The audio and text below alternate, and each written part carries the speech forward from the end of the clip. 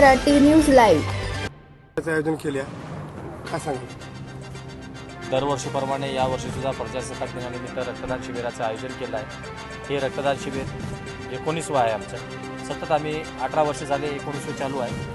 हे माझे मित्रमंडळ, युवाशक्ती मित्रमंडळ आणि भाजपा या दोन्ही याच्यातून आम्ही रक्तदान शिबिराचं आयोजन केलं आणि तुम्ही प्रतिसाद बघत आहात की चांगला प्रतिसाद आहे. आणि हे संध्याकाळी 6 वाजेपर्यंत रक्तदान शिबिर चालू आहे. 6 वाजेपर्यंत आम्ही रक्तदाते येऊन रक्तदान करतो. आपण पहिलं राष्ट्रवादी काँग्रेस होत्या, सर्वप्रथम आपण युवा शक्ती मित्रमंडळ स्थापन केले, त्याच्यानंतर आपण राष्ट्रवादी काँग्रेस शरद पवार गटाकडून तुम्ही रक्तदान शिबिर आयोजित करत गेलात. आज भारतीय जनता पार्टी म्हणजे पक्ष असो की नसो, महाराष्ट्राचे माजी शिक्षण मंत्री राष्ट्रवादी त्यांच्या मार्गदर्शनाखाली आम्ही रक्तदान शिबिराचं आयोजन केलं होतं. आणि त्यांच्या तेव्हापासून ते आम्ही पक्षाचं काही म्हणजे कुणाही पक्षात असो आम्ही रक्तदान शिबिर 26 जानेवारीला आम्ही घेणार म्हणजे घेणार. आणि आमचे रक्तदान शिबिरामध्ये चांगला प्रतिसाद आम्हाला मिळतो. कारण आम्ही सतत रात्री बेरात्री ज्या जनतेला केव्हाही रक्तदानाची गरज पडेल त्यावेळेस आम्ही या 4 ब्लड बँक आहेत त्या बँकेशी संपर्क करून आम्ही रक्तदान पुरवठा करतो. यामुळे आमच्या इथं रक्तदान शिबिराला प्रतिसाद चांगला आहे. तर प्रजासत्ताक दिनाच्या निमित्तानं आपल्या सर्वांना खूप खूप शुभेच्छा. खरं तर संजय घोगरे पाटलाचं मी मनापासून अभिनंदन करतो की प्रजासत्ताक दिनाच्या निमित्तानं 19 वर्ष रक्तदानासारखा एक चांगला उपक्रम राबवणं आणि त्याच्यामध्ये सातत्य ठेवून काम करणं. मला असं वाटतं की ते संजय घोगरे पाटीलच करू शकतात. मी संजय घोगरे पाटलाचं त्यांच्या टीमचं मी मनापासून अभिनंदन करतो. एक अत्यंत स्तुत्य उपक्रम आपण दरवर्षी घेत आहे. निश्चितच या उपक्रमाचा फायदा त्यांच्या राजकीय आणि सामाजिक कामासाठी निश्चितच झालेला आहे. ही मला सांगायला खरं तर अभिमानानं वाटतं.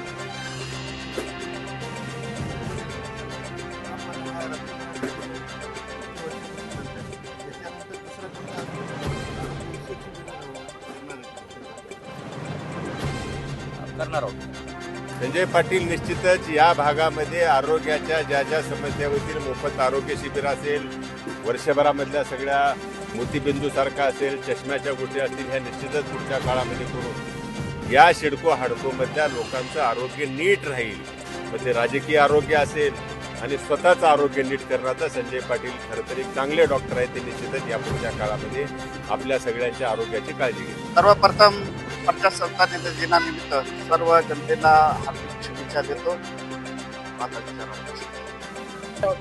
बीजेपी आल्यावर 45 सीट कुठेतरी बीजेपीला धक्का आहे का? सीट वगैरे काही असं काहीच नाही की चव्हाण साहेबांचं नेतृत्व आहे आणि चव्हाण साहेबांचं नेतृत्व हे नांदेड जिल्ह्याला मान्य आहे. चव्हाण साहेब जिथं जातील तिथं हे नेतृत्व तयार होत आहे.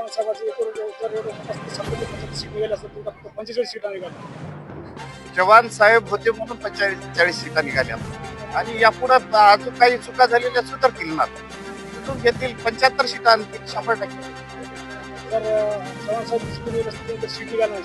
निघाल्या नसत्या. चव्हाण साहेब जर बीजेपी मध्ये नसतील तर मला वाटत नाही की बीजेपी इतका प्रमोशन दाखवत असं नव्हतं. चव्हाण साहेबांमुळं राज्याचे मुख्यमंत्री देवेंद्र फडणवीस साहेब, देशाचे पंतप्रधान मोदी साहेब यांच्या नेतृत्वामधून जे चव्हाण साहेबांनी काम केलं त्याच्या कामाची पावती म्हणून लोकांनी 45 सीटा. हे विजय जनशक्तीचा आहे आणि चव्हाण साहेबांच्या विश्वासाचा विजय आहे.